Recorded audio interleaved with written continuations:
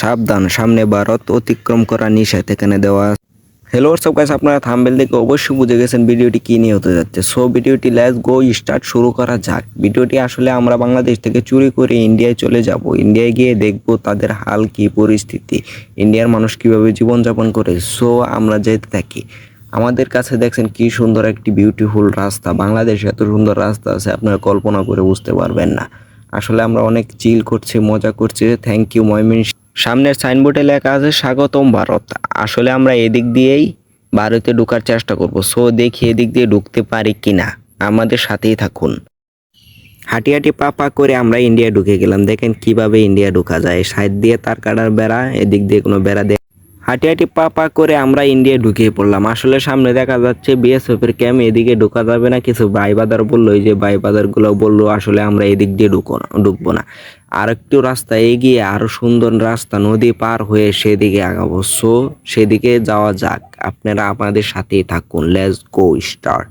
Finally নদীর ধারে এসেই পেলাম ইন্ডিয়া যাওয়ার জন্য। দেখি বুট পাই কিনা, বুট পাইলে আমরা ইন্ডিয়ায় চলে যাব। দেখি বুট পাওয়া যায় কিনা, দেখি কিছু ভাইয়ের সাথে আলাপ করে বুট পাই কিনা।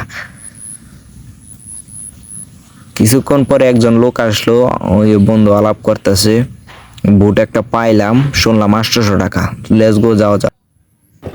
ইন্ডিয়া ঢোকার জন্য একটি বুট ভাড়া করলাম। বুটটি ভাড়া করে দেখি কি সুন্দর দৃশ্য। আমার তো ইন্ডিয়া যেতে ভালোই লাগছে না, কিন্তু এখানেই ভালো লাগছে। নৌকাতে ঘুরলাম, নৌকাতে অনেক ভাই বাদার। সো আমরা ইন্ডিয়া চলে যাব। ইন্ডিয়া গিয়ে দেখবো ইন্ডিয়া, ওই যে ওপারটাই ইন্ডিয়া। ওপারে আমরা চলে যাব, ওপারে গিয়ে দেখবো ইন্ডিয়ার মানুষ কি করে। কি সুন্দর নদী, পালতোলা নৌকা, মনটাকে হৃদয় ছুঁয়ে দিয়েছে।